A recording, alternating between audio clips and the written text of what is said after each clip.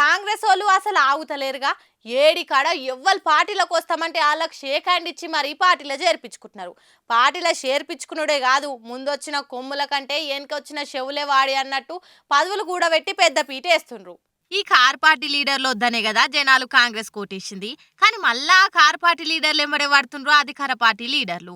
AD కాడ ఆ party లీడర్లను Congress లకు చేర్పించుకుంటున్నారు. బీఆర్ఎస్ ను దెబ్బతీసుడే లక్ష్యంగా ఇప్పటికే సిట్టింగ్ ఎమ్మెల్యేలకు గేట్లు కుల్లబెట్టిండ్రు. అటు ఎంపీలను పార్టీలకు చేర్పించుకొని సీట్ ఇస్తుండ్రు. ఇక మున్సిపల్ చైర్మన్లు కార్పొరేషన్లల్లో అందరూ కాంగ్రెస్ లకే వచ్చి చేరిండ్రు. ఇక ఇయాల హైదరాబాద్ మీద నజరేసిండ్రు హస్తం పాటోలు. కాంగ్రెస్ వాళ్లకు బాగా దగ్గర సుట్టమైన కేశవరావు బిడ్డే హైదరాబాద్ మేయర్ గద్వాల విజయలక్ష్మక్క కాంగ్రెస్ లకు పోయేందుకు కారు దిగుతా అంటున్నది. అసలు ఈ మేయర్ విజయలక్ష్మి అవ్వలు ఆనాడు కేశవరావే లేకుంటే కేసీఆర్ మేయర్ పదవే ఇచ్చేటోడు కాదు. మేయర్ పదవికి ఎంతో మంది బీఆర్ఎస్ లీడర్లు పోటీలున్నా అందరూ వ్యతిరేకించిన కేశవరావు బిడ్డే అన్న ఒక్క కారణంతోటే ఆమెకే మేయర్ పదవి అప్పజెప్పిండు కేసీఆర్ సారు. గసొంటి దియాల పార్టీ కష్టకాలంలోన్నదని గద్వాలక్క గద్దను కాపాడుకునేందుకు పార్టీ మారుతా అంటుంది.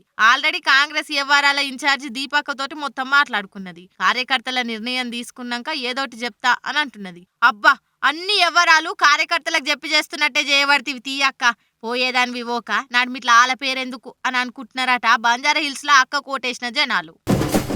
అవును, మీకు రైతు బంధు వచ్చిందా? ఏమన్నా మీకు వచ్చిందా? మాకెన్నడో వచ్చిందని కొందరంటే మాకు ఇంకా రాలేదని ఇంకొందరు అంటున్నారు. కానీ Congress party senior leader Jeevan Reddy sir మాత్రం రైతు బంధు మీద ఏదో అన్నాడట. చూద్దాం పాండ్రి.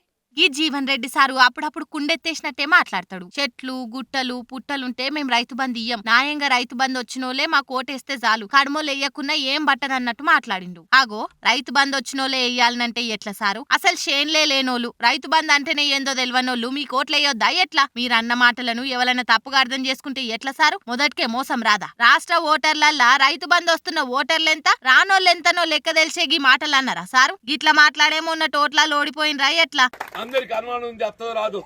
అరే రైతు బంధు వచ్చినోడే నాకు అయిపోయినరా. ఓట్లంటే వచ్చినోడు పుచ్చినోడు నచ్చినోడు నచ్చనోడు అందరు ఓట్లు అవసరం అయితాయి. బొంత పురుగునైనా ముద్దాడతా అని చెప్పాలి. మీ కాలుకు ముళ్ళు గుచ్చుకుంటే నా పంటితోటి వీక్తా అనాలే గాని గివ్వేం మాటలు సార్ అని అంటున్నారంటే గీ ముచ్చటెరికైన పబ్లిక్.